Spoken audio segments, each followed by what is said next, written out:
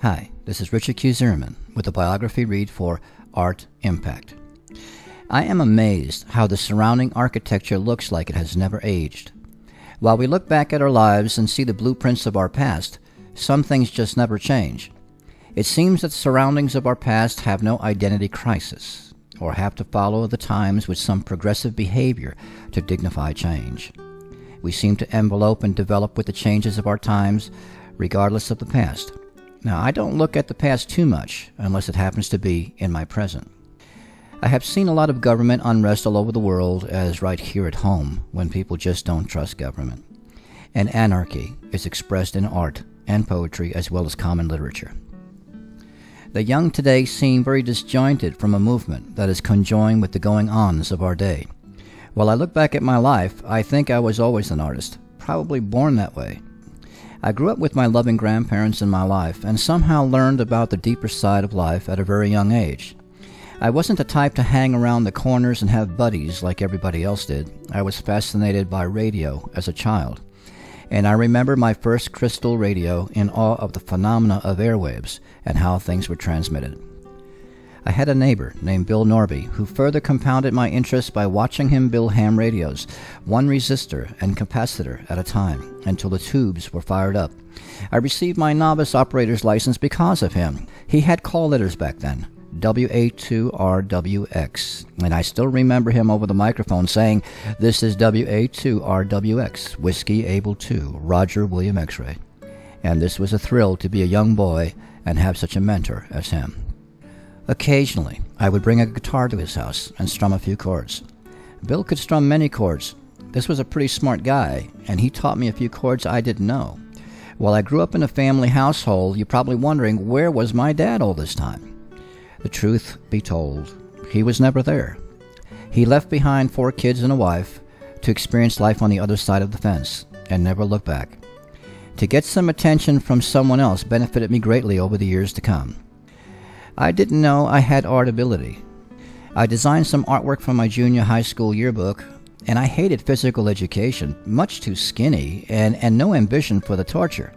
I liked shop work because I worked with my hands and didn't do well in English and all the other subjects.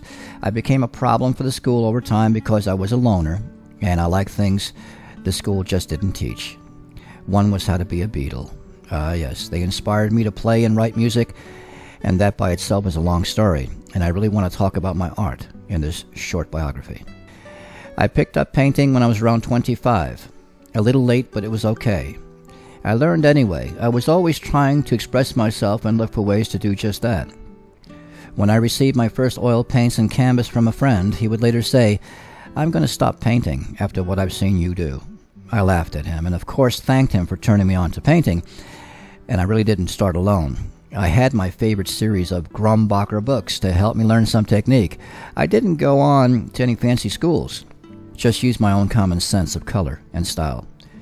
I did learn quickly how to use washes and glazes of color to give the canvas a more three-dimensional look.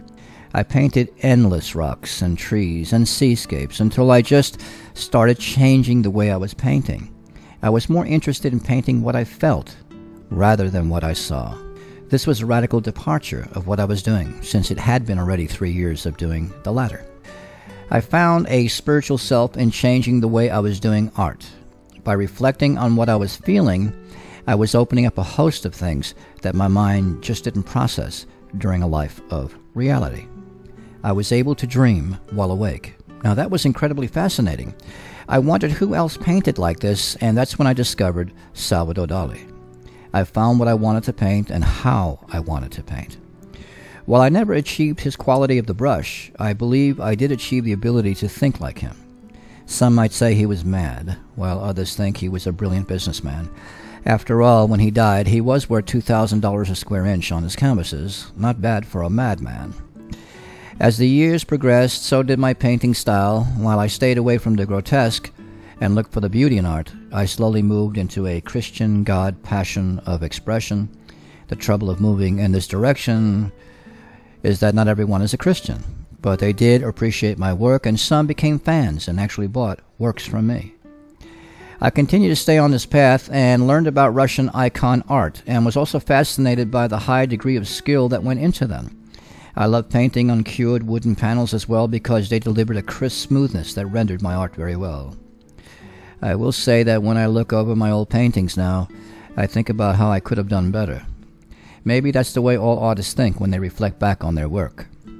I know that each step of the way we learn something new, and all of it is a big learning lesson. Even Leonardo da Vinci needed to expound on his craft by experimenting with temperas and mixtures. I could have thrown some photographs of myself and my life, but decided to just show the paintings. The paintings represent my life experience, therefore my biography.